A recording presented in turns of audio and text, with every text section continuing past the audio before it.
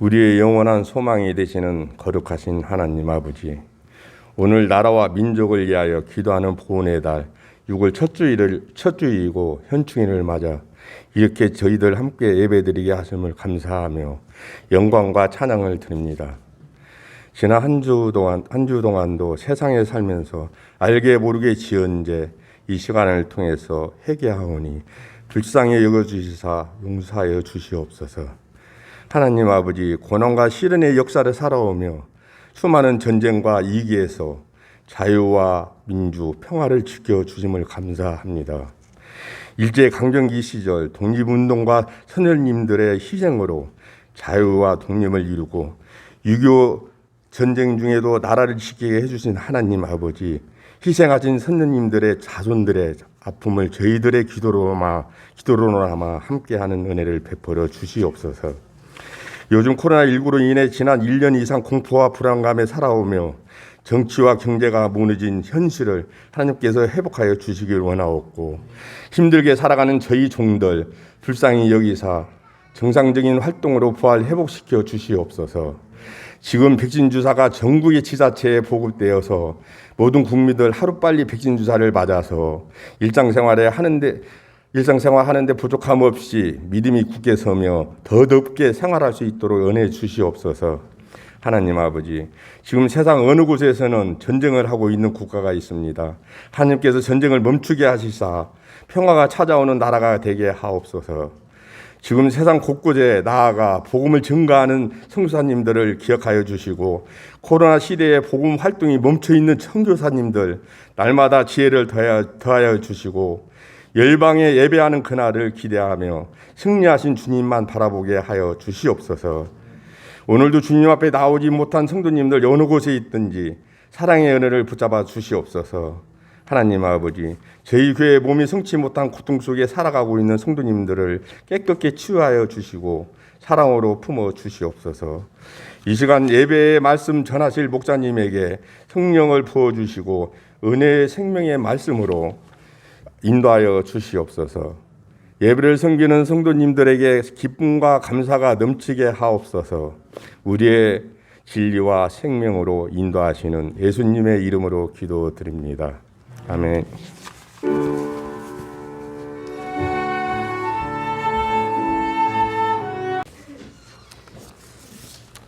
오늘은 독수리 날개로 업으시다, 이런 말씀으로 하나님의 은혜를 나누고자 합니다. 전쟁 영화들을 보면 사방이 이제 포위가 되어서 어느 곳에 갈 데가 없는데 갑자기 헬리콥터가 타고 와서 사람들을 딱 데리고 가는 빠이빠이 하는 그런 장면들이 나옵니다. 하나님께서는 이스라엘 백성들을 그렇게 건졌다는 거예요. 그러니까 이것은 이스라엘 백성들이 사실은 포위당한 상태였고 그들 자신에게는 구원이 없었는데 전후 사후자방이 우겨쌈을 당할 때 하나님의 놀라운 능력을 통하여서 그들이 자유를 얻었다, 이렇게 말씀하여 주시면서 그들의 구원의 특이성에 대해서 선물하시고 다시 설명하시는 것으로 오늘 본문이 시작됩니다. 우리는 하나님의 구원을 하나님 전지전능하시니까 우리를 구원하시지, 이렇게 쉽게 생각할 수 있어요. 이슬람 사람들처럼 하나님이 용서하시면 용서하시고 천국 가게 하면 되지, 모든 주권은 하나님께 있으니 구원하면 되지, 이렇게 생각하기가 쉬운데 성경은 그렇게 말하지 않아요. 하나님은 전지전능하시다고 하는 의미가 온 힘을 다해서 우리를 구원하시는데 모든 힘을 다 쏟으셨다는 말로 설명합니다. 하나님은 자신의 아들을 이 땅에 보내시고 그 아들의 수치를 다 담당하시도록 십자가를 지시도록 하셨다는 거예요. 도대체 무엇을 통해서 구원하시는 것이 이렇게 어려울까요? 크게 두 가지 면에서 어려움이 있습니다. 하나는 하나님께서 자신이 말을 한 거죠. 정의롭지 않은 자, 선하지 않은 자, 하나님의 계명을 모든 어긴 자들은 하나님 나라에 들어갈 수 없다고 하나님께 스스로 선언하신 거예요. 그래서 우리는 그 하나님 말에 의해서 심판을 당하게 되고 저주를 받게 되는 겁니다.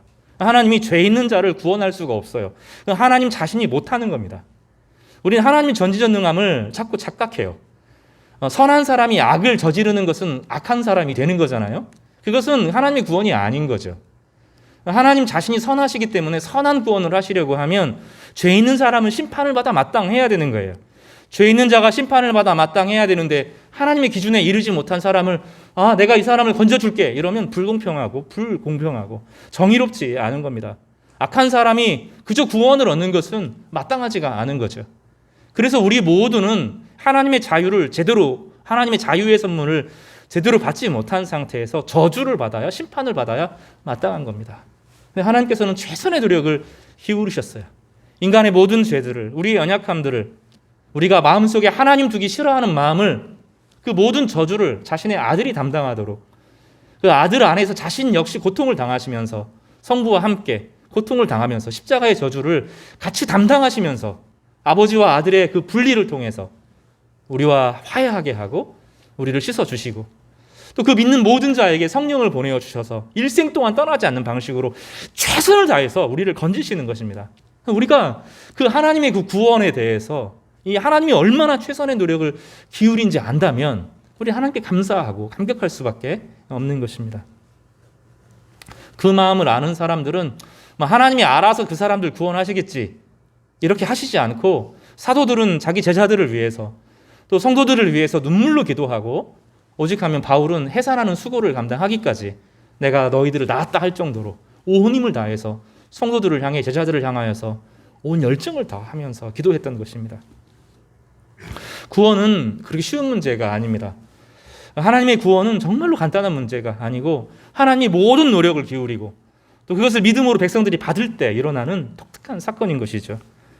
하나님께서는 이스라엘 백성들을 이제 광야로 끌어내오시고 홍해로 이끄시고 홍해를 건너가게 하시고 여러 어려움을 거치시고 나서 이제 시내산까지 오게 하신 후에 모세와 함께 대표로 모세를 부르시고 그와 함께 언약을 맺으시기로 하시면서 구원에 대해서 설명하여 주시는 것입니다.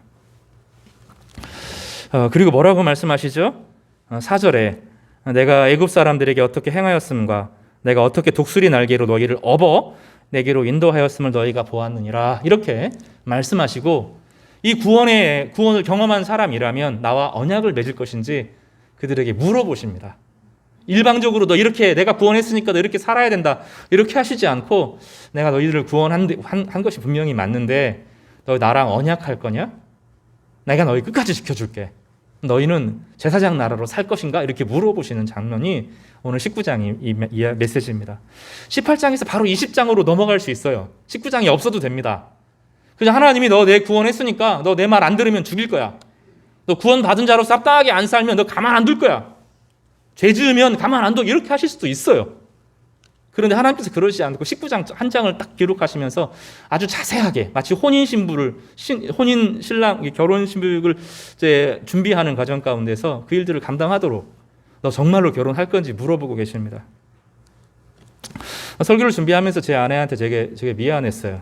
왜냐하면 결혼하긴 했는데 사랑한다고 하긴 한 것 같은데 프로포즈를 정식으로 한 것 같지가 않거든요. 사실은 그 과정이 필요하죠. 사랑하는 사람이 아무리 감정이 뜨거워도 내가 당신 정말 사랑하는데 내 아내가 돼줄 거야, 내 신랑이 돼줄 거야, 이렇게 이제 과정들을 거쳐야 되는데 저는 잘 못한 거. 이 출애굽기 19장을 제가 묵상을 깊이 못해서 이 과정을 건너뛴 것 같습니다. 근데 하나님은 그걸 하자는 거예요. 하나님께서 다 건져 놓으시고 나서 너 이제 내 마음대로 안 하면 벌 받을 거야, 이렇게 하실 수 있고, 우리가 생각하는 이미지의 하나님은 그런 하나님이에요. 무섭고 안 하면 혼내시는 하나님인데 그렇지 않으시고 정중하게 물어보십니다. 내가 너희 하나님이 되고 싶어. 너희 민족을 지키고 너희와 영원히 함께하고 싶어. 너희들이 어떤 어려움에 있어도 내가 독수리 날개로 건졌는데 다시 건져줄 거야. 내 언약을 맺을 건데 너 나랑 언약할래?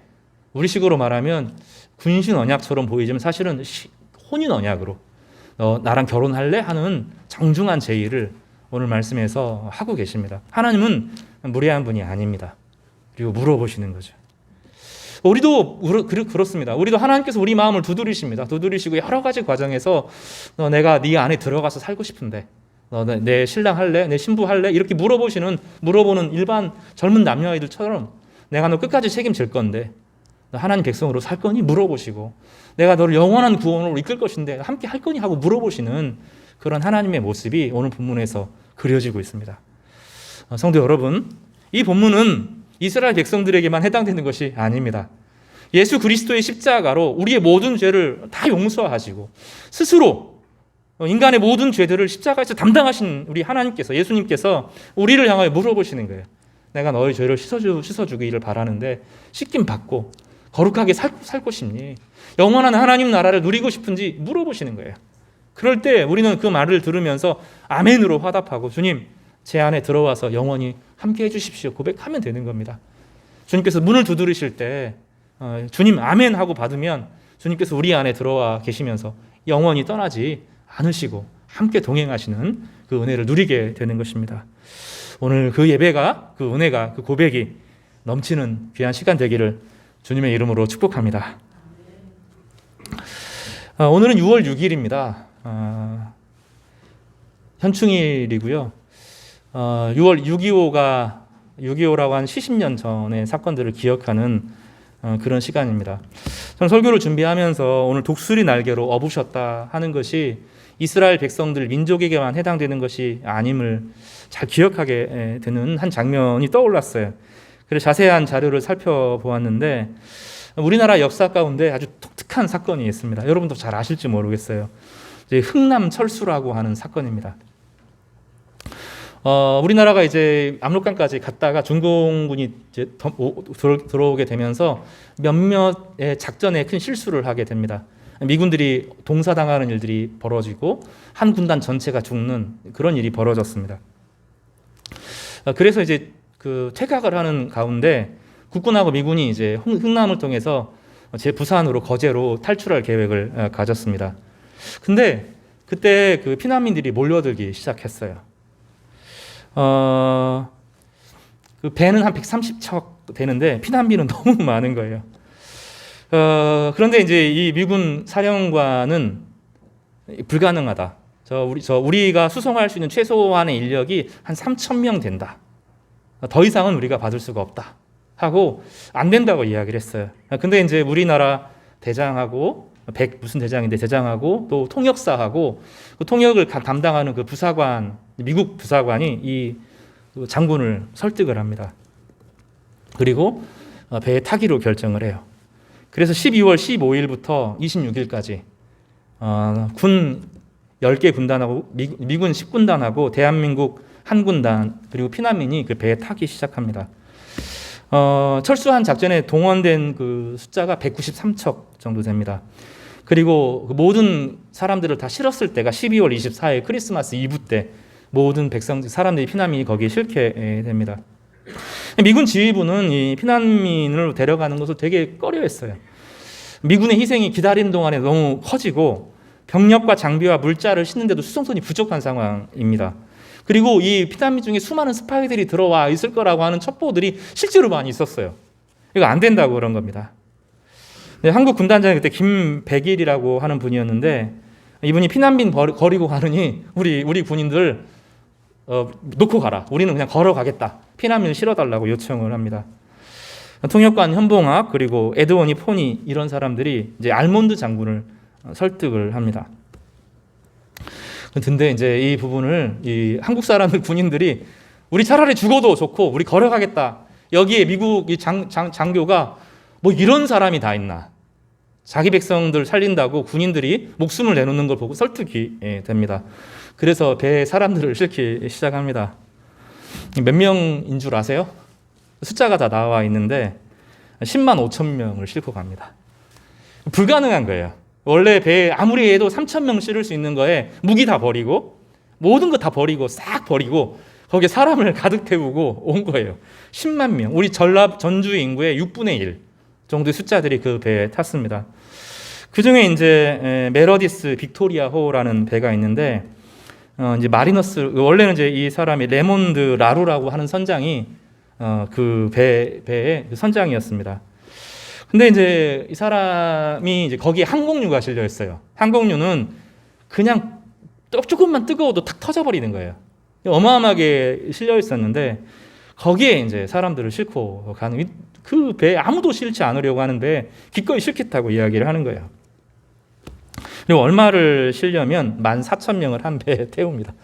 1,000명, 2,000명 실어야 될 배에 14,000명을 태우고 꾸깃꾸깃 사람들을 종이짝처럼 꾸깃꾸깃 접어서 배가 옵니다. 그리고 그 배들이 돌아오는 동안에 단 한 번의 공격도 받지 않고 무사히 도착을 합니다.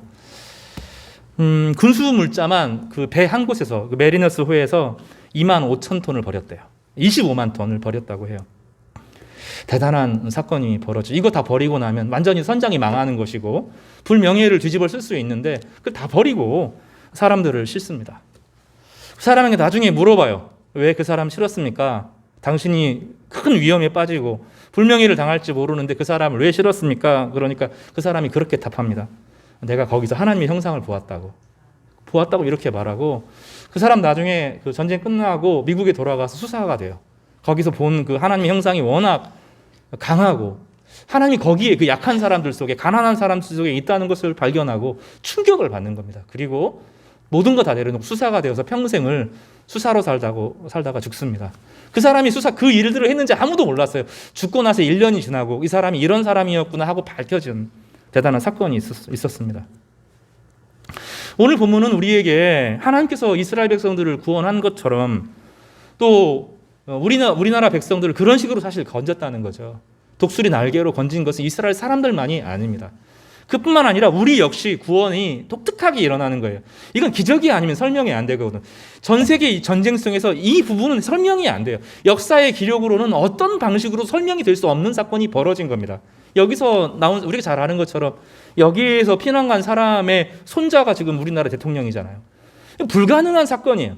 거기 있는 제 안에 부산에 친구들 많은데 거기서 내려오고 거기서 살아간 사람들이 많이 있다고요. 불가능한 사건, 기적들이 그런 가운데서 일어나고 하나님의 헌신을 경험한 사람이 누군가를 향하여 자신의 몸을 비우고 자신의 명예를 버리고 자신의 가지고 있는 욕망들을 버리고 미래의 두려움들을 하나님께 딱 맡기고 나타날 때 하나님께서 얼굴빛을 환하게 비춰주시면서 내가 여기 있다고, 함께 하자고, 내가 너를 떠나지 않겠다고 붙들어 주시는 것이죠.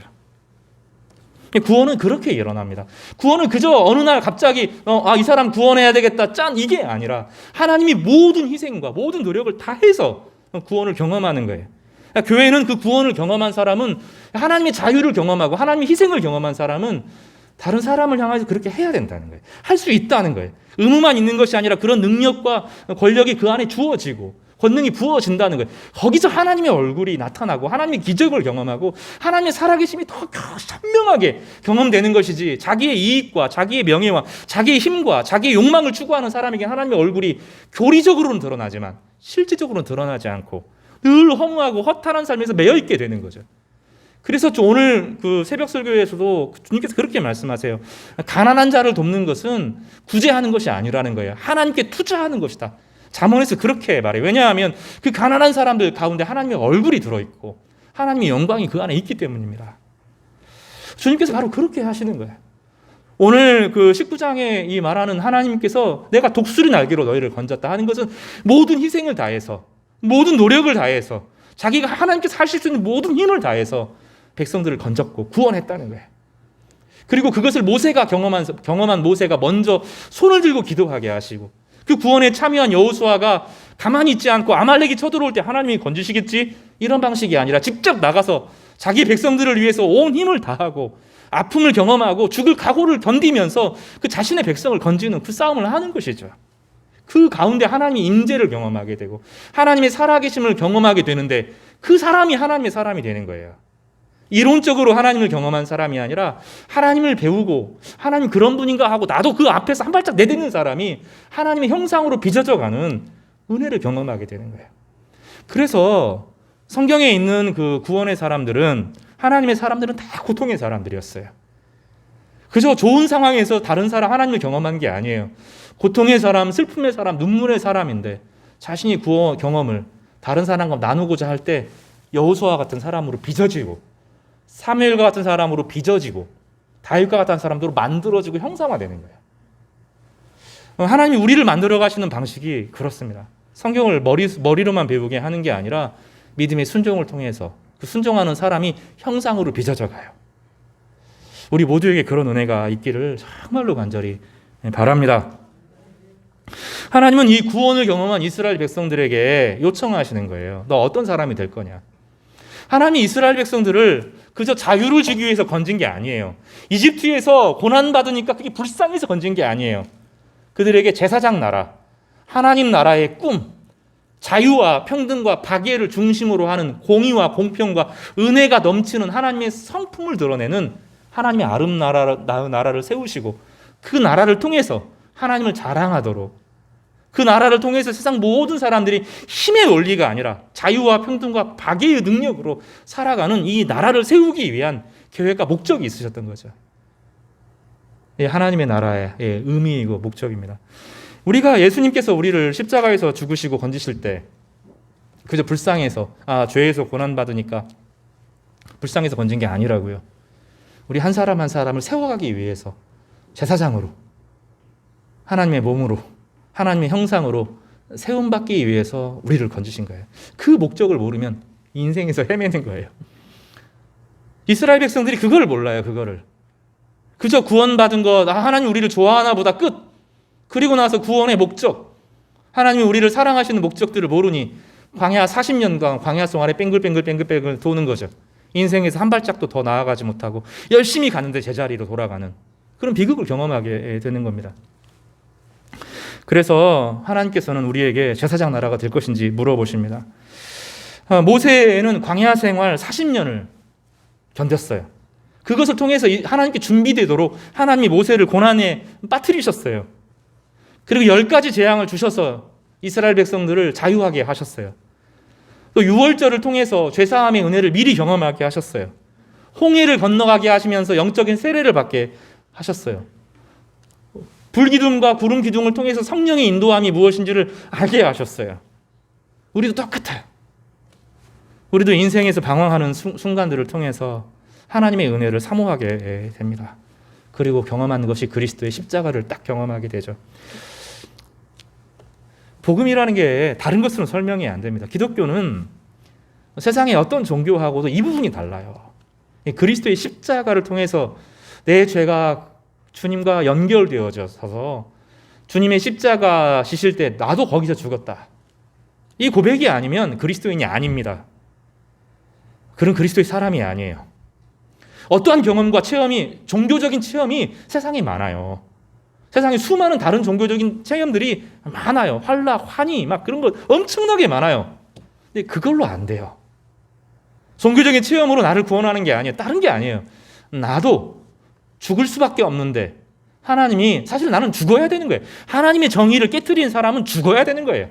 누구든지 그 하나님의 공의를 만족시키지 못한 사람들은 하나님의 정의의 기준에 만족하지 못하는 하나님 나라에 들어갈 수 없는 거예요. 십자가를 딱 주께서 지심으로 우리 모든 죄를 담당하시고 거기서 죽으신 거, 우리 죄를 위해 담당하셔서 죽으신 거예요. 그거를 믿는 것이 복음이죠. 그게 십자가고, 이 십자가가 모든 종교하고 모든 철학과 모든 문화와 이것을 구별하게 해주는 거예요. 그러니까 그리스도인들은 그 안에 불이 있는 거예요. 누구나 다. 주님이 나를 위해 죽었다라고 하는, 내 죄가 거기서 끝났다라고 하는 이 감사, 그리고 자유가 있어요. 평화가 그 안에 있는 거예요. 그렇지 않으면 그런 그리스도인이 아니라고 바울이 수없이 말해요. 로마서에서, 고린도 전서에서, 후서에서, 에베소에서, 빌립보서, 골로새서에서 수도 없이 말하는 것이, 그리스도의 십자가가 그에게 들어와 있지 않으면 그는 그리스도의 사람이 아니라고 선언하는 거예요. 그건 그리스도의 사랑, 십자가에서 죽었다는 것은 주님의 희생 위에 우리가 세워졌다는 것을 말해요. 주님이 우리를 위해서 죽으셨기 때문에 그리스도인 되고 하나님의 자녀가 된 것이지, 그 안에 내 의나 내 어떤 권력이나 내 노력이 들어가는 게 아니에요. 오직 주님의 십자가만이 우리를 하나님 백성 되게 한다고 선언하고 있는 거죠. 아버지와 어머니가 처음부터 준비돼서 아버지 어머니가 되는 게 아니라 아이를 기르면서 아버지 어머니가 되는 것처럼 우리도 완전히 준비된 상태가 아니라 하나님의 말씀에 순종하면서 점점점 하나님의 형상으로 빚어져 가게 됩니다. 그러면 하나님께서는 언제든지 그 성도들을 독수리 날개로 업을 준비가 돼 있어요. 어떤 압제든지, 전후 사후 사방이 딱 막혀 있어도 십자가를 딱 붙들고 하나님의 은혜 가운데 그 내가 살기를 갈망하고 하나님의 그 불꽃을 같이 노래하고 그 열망으로 살아가려고 하면 어떤 어려움에서도 하나님께서 건지시고 구원할 준비가 되어 있다는 거예요. 그러니까 성경에 있는 구원의 사건은 과거의 사건이 아니고, 과거 한 번의 사건이 아니라 늘 반복되는 사건이에요. 홍남에서 그 사건이 다시 재현되잖아요. 하나님의 백성들이 하나님의 형상을 보고 자신의 명예와 욕망을 버리고 그 백성들 안에서 하나님 형상을 볼 때 기적이 일어나죠. 딱 실었을 때, 저 홍남에서 상당히 먼 거리입니다.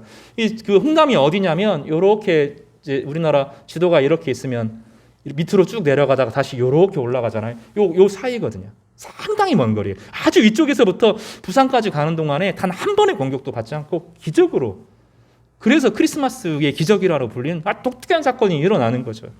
구원은 그렇게 일어나요. 우리 일생의 기적은 그렇게 나타나는 거예요. 하나님이 기적을 안 베푸시는 것이 아니에요. 여전히 탐욕과 두려움에 사로잡혀 있기 때문에 하나님의 능력이 나타나지를 못하는 거예요. 그러나 하나님은 최선을 다하셔서 당신의 백성들을 향하여 기적을 베푸시고 은혜를 베푸시고 독수리 날개로 업을 준비가 되어 있는 것입니다. 그런 백성들에게 주님께서 이렇게 말합니다. 5절 말씀인데 우리 19장 5절 말씀을 같이 읽겠습니다. 19장 5절입니다. 시작. 세계가 다 내게 속하였나니 너희가 내 말을 잘 듣고 내 언약을 지키면 너희는 모든 민족 중에서 내 소유가 되겠고, 6절도요. 너희는 내게 대하여 제사장 나라가 되며 거룩한 백성이 되리라. 너는 이 말을 이스라엘 자손에게 전할지니라. 거룩한 세계가 내 거라는 거예요. 근데 하나님께서 왜, 우리는 늘 고민해요. 하나님이 정의로우신 하나님이 왜 정의를 주시지 않는지, 왜 그 악인들이 설치는지, 이게 우리 안에 깊이 있죠. 깊이 마음에 남아있죠. 왜 밝히 그때그때 안 보여주는지. 근데 하나님이 우리에게 물어보는 거예요. 너희들이 나를 감당할 수 있겠냐는 거예요. 우리는 상대적으로 정의로워요. 남보다 조금 정의로울 뿐이에요. 근데 우리는 내면을 들여다보면 우리가 얼마나 이기적인지 다 알아요. 그거 모르면 정말로 바본 거죠. 나이가 들면서 깨닫는 것은 내가 참 이기적이구나 하는 걸 깨닫는 거 아니에요? 그런 거 깨닫는 거잖아요. 그런 이기성을 가진 우리가 하나님의 영광을 감당할 수 있겠어요? 하나님께서 드러나지 않는 게 아니에요. 하나님이 드러나면 다 끝이에요. 하나님이 드러나고 하나님의 영광으로 한번 덤벼들면, 하나님의 영광이 드러나면 그 빛을 감당할 수 있는 사람은 아무도 없어요. 그래서 하나님 자기를 숨겨요. 자기를 숨겨요. 그리고 은혜를 통해서, 용서를 통해서, 자기의 백성들의 기도를 통해서 나타나게 되시죠. 그리고 그 일들을 백성들에게 물어보는 거예요. 세상이 다 내 거지만 너희가 나를 위해서 중보할 거냐? 물어보는 거죠.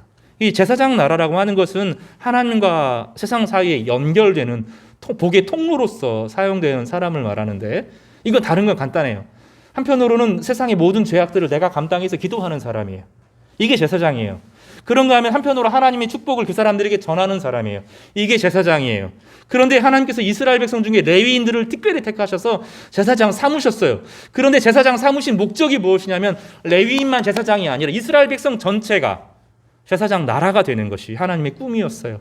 하나님의 영광을 통해서 모든 것을 심판하시지 않고 정의를 가지고 때려잡지 않고 하나님의 백성들을 통하여서 중보하도록, 죄를 짊어지도록, 죄를 가지고 통회하도록, 자신의 욕망을 좀 내려놓고 하나님을 먼저 앞세우고 백성들의 세상의 죄를 가슴 아파하고 짊어지고 기도하는 사람, 그러면 하나님이 그 사람을 통해서 축복을 흘려보낸다는 거예요. 그것을 우리는 제사장이라고 불러요. 제사장 나라로 세우시겠다고 약속하시는 거예요. 그거를 물어보는 거예요. 그러니까 그리스도인이 된다는 것은 바로 그것을 받아들이는 거예요.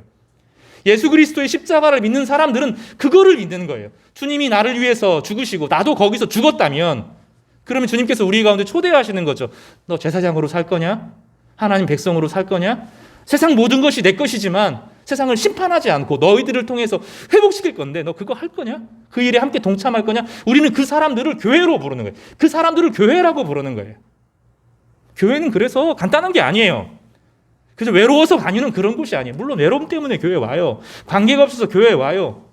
교회 오면 교훈적인 말도 들어요. 잠언 같은 거 교훈적인 이야기 들어요. 때로는 어떻게 하면 인생을, 자기 마음을 지키는지 배워요.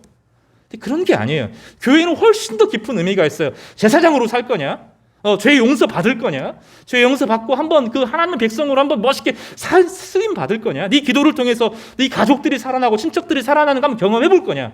주님께서 제사장으로 살 거냐 물어보시는 거예요. 그렇지 않으니까 힘든 거예요. 제사장으로 불렀는데 그게 내가 제사장으로 부른지를 모르고 살아요. 그리고 엉뚱한 짓 하고 세상 염려에 찌들려 살아요. 그 염려를 벗어날 수가 없어요. 결단코 못 벗어나요. 하나님께서 그렇게 안 해주시고 제사장 삼으셨기 때문에 기본적으로 제사장으로 살 거냐 물어보는 것인데, 우리 그게 응한 사람이거든요. 내가 예수님 믿겠다고 하는 것은 그것을 받아들이는 거예요. 우리가 완전해서 제사장이 되는 게 아니에요. 내가 남보다 더 우월해서 제사장 되는 게 아니에요. 그저 하나님께서 우리를 사랑하셔서 독수리 날개로 업으셔서 하나님의 십자가를, 예수 그리스도의 십자가를 통해서 우리를 구원하셨을 뿐이에요. 그거를 받아들이고 제사장을 할 거냐 물어보시는 거죠. 거기에 대해서 이스라엘 백성들이 일제히 응답합니다. 8절을 볼까요? 백성이 일제히 응답하여 이르되 여호와께서 명령하신 대로 우리가 다 행하리이다. 모세가 그 백성의 말을 여호와께 전했다. 하나님 프로포즈 하시죠. 죄 용서 받고 하나님의 거룩한 제사장으로 살고 내가 너희와 함께 할 건데 동의할 거냐? 제의하셨어요. 이스라엘 백성들이 아멘 하고 그렇게 하겠습니다라고 받았어요.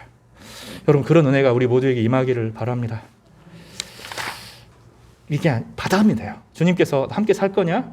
아멘 하면 됩니다. 제 안에 찾아와 주십시오. 그렇게 고백하면 됩니다. 이것을 사도행전 2장 2절에서 4절은 성령으로 표현합니다. 누가는 이렇게 표현하죠. 호련히 하늘로부터 급하고 강한 바람 같은 소리가 있어 그들이 앉은 온 집에 가득하며 마치 불의 혀처럼 갈라지는 것들이 그들에게 보여 하나씩 임하여 있더니 그들이 다 성령의 충만함을 받고 성령이 말하게 하심을 따라 다른 언어들로 말하기를 시작하더라. 여기서 다른 언어는 외국어입니다. 고린도전서에 나오는 언어는 특이한 천사들의 언어 이렇게 번역할 수 있지만 누가복음에 있는 것은 외국어입니다. 누가복음 2장을 넘어가면 전 세계에서 유대어를 잘 모르는 사람들이 자신의 언어로, 자신의 귀에, 자신의 방언으로 십자가의 소식을 듣습니다. 최초의 성령을 경험한 사람들은 이 하나님의 제사장으로 복음을 전하는 사람으로 바뀌었어요. 자신의 힘으로 하는 것이 아니라 성령의 능력으로 제사장의 역할을 감당합니다. 사도 바울은 에베소서 4장 16절에서 제사장들에 대해서 이렇게 표현합니다. 그에게서, 여기서 그는 예수 그리스도입니다. 사람이 하나 되게 할 수 없어요. 그에게서 온 몸이 각 마디를 통하여 도움을 받음으로 연결되고 결합되어 각 지체의 분량대로 역사하며 그 몸을 자라게 하며 사랑 안에서 세우느니라. 예수 그리스도 안에서 연결되니 사람들이 하나가 되었다는 거예요. 교회가 하나 되지 못하는 이유는 내가 예수님께 연결되지 않아서 그래요. 내가 다른 게 아니에요. 우리끼리 하나 돼서 하나 될 수 없어요. 민주주의로 하나 될 수 없어요. 카리스마로 하나 될 수 없어요. 내가 그리스도와 연합되면 하나가 돼요. 교회뿐만 아니라 저 멀리 나와 한 번도 경험하지 못한 크리스찬들인데 그 사람 만나는데 10년 같이 산 사람처럼 느껴지는 이유는 그 사람도 그리스도와 연합되어 있고 나도 연합되어 있기 때문에 그래요. 그러니까 교회 안에서의 그 노력은 먼저 하나님과 내가 하나 될 수 있도록 주님이 내 안에 역사하도록 늘 간구할 필요가 있어요. 그러면 역사가 일어나요. 우리가 기독교라고 하는 이 복음의 위대함은 바로 거기에서 나옵니다. 그래서 사랑 안에서 나누어지면서 제사장으로서 교회가 세워져 가는 것을 바울이 표현하죠. 에베소서 4장 22절과 24절은 바울이 그렇게 말하죠. 너희는 유혹의 욕심을 따라 썩어져가는 구습을 따르는 옛사람을 벗어버리고 우리는 늘 불안과 두려움과 탐욕과 근심과 염려에 늘 주눅들어서 살아가고 있다는 거예요. 그런데 우리가 예수 그리스도 안에서 제사장으로 산다는 것은 오직 너희의 심령이 새롭게 되어 하나님을 따라 의와 진리의 거룩함으로 지으심을 받은 새 사람을 입으라 그랬어요. 새 사람을 늘 입는 거예요. 벗고 입는 것은 벗고 입어야 돼요. 오늘 아침에 이제 그 양복을 입었어요. 어제는 제가 다른 옷을 입었어요. 그 옷을 오늘 입고 오지 않죠. 다 샤워하고 옷 갈아입고 양복을 딱 입으니 좀 그럴듯해 보이지 않아요? 며칠씩 옷 입으면 안 되잖아요. 옛날 옷 입지 말라는 거예요. 옛날의 방식, 옛날의 습관들이 우리가 남아있는데 그 꼬질꼬질한 거 버리고 새 옷으로 갈아입으라는 거죠.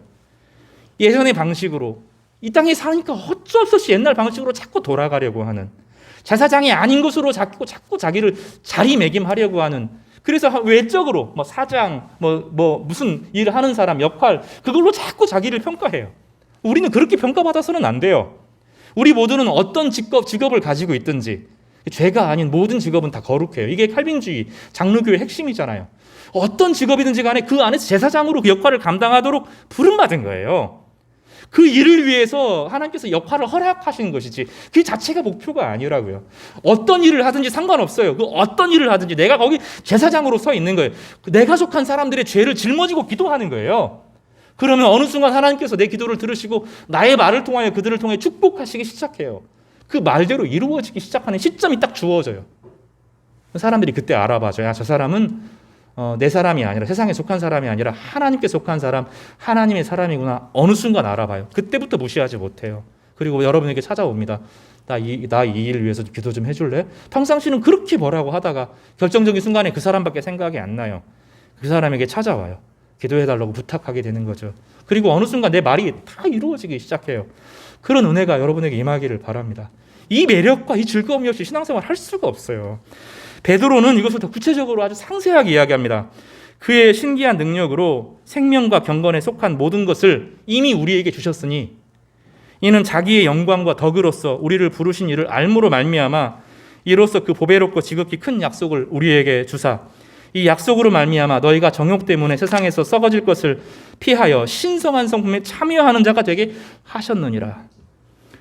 너희가 더욱 힘써 믿음의 덕을, 덕의 지식을, 지식의 절제를, 절제의 인내를, 인내의 경건을, 경건의 형제의 우애를, 형제의 우애의 사랑을 공급하라. 공급하라는 거예요, 우리가. 왜요? 우리는 같은 게 없는데요, 아무것도. 아니라는 거예요. 하나님 계속 우리를 통해서 공급하신다고 약속하시는 거예요. 하나님께 연결되면 복이 흘러간다는 거예요. 여러분이 없으면 여러분이 속한 사람 망해요. 그 방법밖에 없어요. 세상을 유지할 수 있는 유일한 방법은 하나님께서 사람들을 이 시대를 움직여갈 수 있는 유일한 단결은 여러분이 거기 있기 때문에 그래요. 여러분이 있기 때문에 여러분 가족이 사는 거예요. 여러분이 있기 때문에 직장이 유지가 되는 거예요. 여러분이 있기 때문에 전북이라고 하는 지역이 지켜지는 것이고 여러분이 있기 때문에 이 나라와 민족이 지켜지는 것이고 우리가 기도하기 때문에 세상이 버텨지는 거예요. 여러분은 간단한 사람이 아니에요. 여러분은 예수님하고 바쁜 사람이기 때문에 그 무엇으로도 비교할 수 없는 거예요. 우리는 자존감이 너무 약해요. 시험에 좀 한번 떨어지면 직장에서 승진해서 미루어지면 살이 좀 찌면 누가 나를 향해서 눈 흘기는 것 같으면 자존감이 확 무너지고 말아요. 자식이 좀 말을 안 들으면 죽을 것 같아요. 우리는 그런 사람이 그렇게 간단한 존재가 아니에요. 우리는 제사장이에요. 예수 그리스도를 믿는 것은 제사장으로 부름받은 것이지 그 어떤 것이 아니에요. 하나님께서 우리를 통해 세상의 모든 죄를 용서하게 하시고 하나님의 긍휼과 자비를 여러분을 통해서 흘려보내며 축복하실 수 있도록 만들어 주시는 것입니다. 제사장으로 산 한 사람이 있어요. 아브람이라는 사람입니다. 아브람이라는 사람은 큰 아빠라는 뜻이에요. 사람 자기 가족을 짊어질 만한 사람이라는 뜻이에요. 근데 하나님께서 이름을 바꿔줘요. 아브라함으로 바꿔줍니다. 그것은 열국의 아버지라는 뜻이에요. 자기가 속한 자기만을 위해서 자기 가족만을 위한 그런 사람을 벗어나서 민족주의를 벗어나서 세상 전체를 품을 수 있는 큰 아버지로 바꿔주세요. 아브라함이 중요한 결정을 하나 하죠. 소돔과 고모라가 멸망하려고 됐을 때 이 약한 민족들인데 그 소돔과 고모라를 위하여서 아브라함이 기도합니다.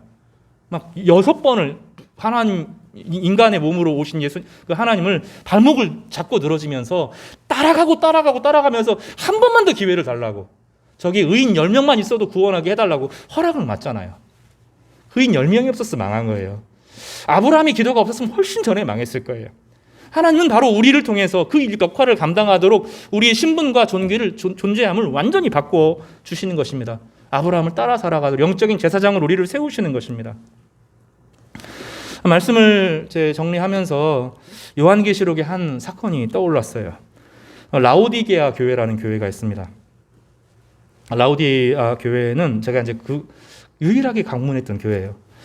히에로폴리스에 따뜻한 온천이 나옵니다. 파무칼레가 바로 옆에 있는데 히에로폴리스의 따뜻한 물이 거기서부터 흘러나오기 시작합니다. 그런데 이제 그 라쿠스 계곡이라는 계곡이 아주 시원한 물이 또 흘러나와요. 그 두 개가 딱 맞춰지는 곳에 수증기가 많이 피어나는 곳에 라오디 교회가 있었습니다.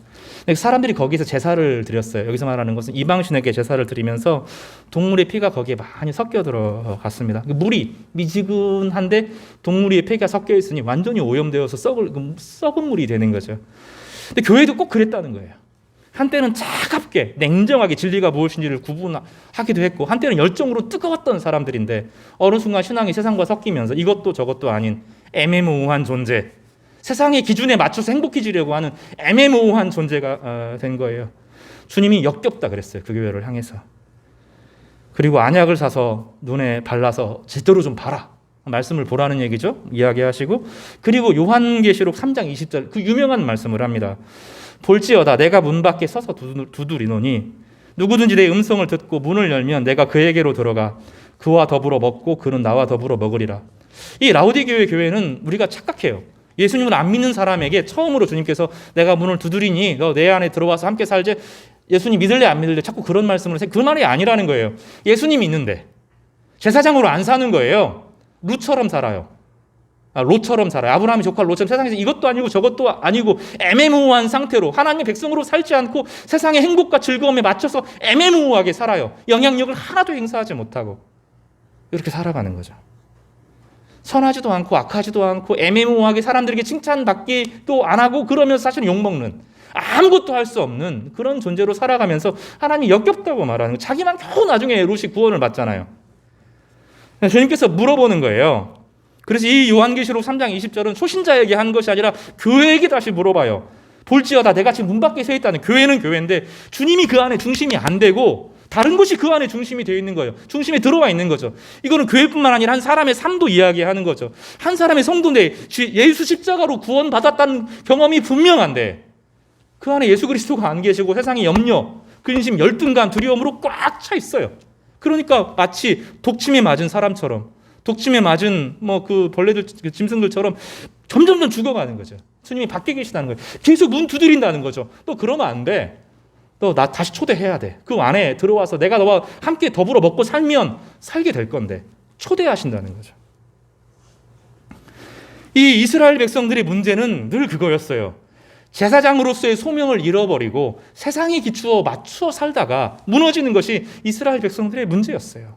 이스라엘 백성들이 나중에 망하게 되는 이유도 그것이고, 하나님이 나중에 그 포로 바벨론 시절, 페르시아 시절을 통해서 회복시키고자 했던 것도 거룩한 제사장으로서의 사명이에요. 그거 사명 회복하니 돌아온 거예요. 우리 인생은 여기서 벗어날 수 없어요. 결심을 해야 돼요. 내가 예수님 믿음으로 예수님과 함께 살 거냐, 아니면 아주 세상으로 가서 내 마음대로 살 거냐. 예수님 믿으려면 제사장으로 살지 않으면 다른 길이 우리 인생을 아름답게 할 수가 없어요. 주님이 우리를 이 아름답게, 정말로 존귀하게, 의미 있고 가치 있게, 생명력 넘치게, 그를 통해서 모든 것을 살릴 수 있는 방법은 제사장으로 회복하도록 요청하시는 거예요. 베드로전서 1장 8절 9절에 보면 너희는 거룩한 제사장이다. 베드로가 분명히 말해요. 왕 같은 제사장이다. 이렇게 선언하고 있습니다. 여러분 간단한 사람이야. 여러분 함부로 무시할 수 없어요. 여러분 한 사람 한 사람 안에 예수님의 피가 흐르고 있기 때문입니다. 그 안에 성령의 불이 다 있기 때문에 그래요. 그런데 그 불 꺼트렸기 때문에 세상의 욕망에 사로잡히고 두려움에 사로잡혀서 우리 불이 다 꺼졌기 때문에 우리가 지치고 피곤하고 능력이 없는 거예요. 이 시간 회복하시기를 바랍니다. 흥남철수를 통해서 독수리 날개로 업으시고 우리 민족을 특별히 부르신 것 같아요. 역사적인 사건들을 보면 진짜 하나님의 이 대한민국이라고 하는 나라는 정말 설명이 되지 않아요. 하나님의 구원이 아니면 도무지 설명이 안 돼요. 이때 우리가 다른 거 버리고 다른 거 내려놓고 하나님 나라로 돌아가고, 이 교회들이, 목회자가, 장로님들이, 권사님들이, 안수집사님들이 거룩한 제사장으로 회복되게 해달라고 기도하면 살아날 줄로 믿어요. 교회도 회복되고 가정도 살아날 줄로 저는 믿습니다. 이 민족도 우리를 통해서 회복될 거라고 저는 믿어요. 우리 그런 은혜를 함께 나누면서 믿음으로 세워져 가는 하나님 백성 되시기를 주님의 이름으로 축복합니다.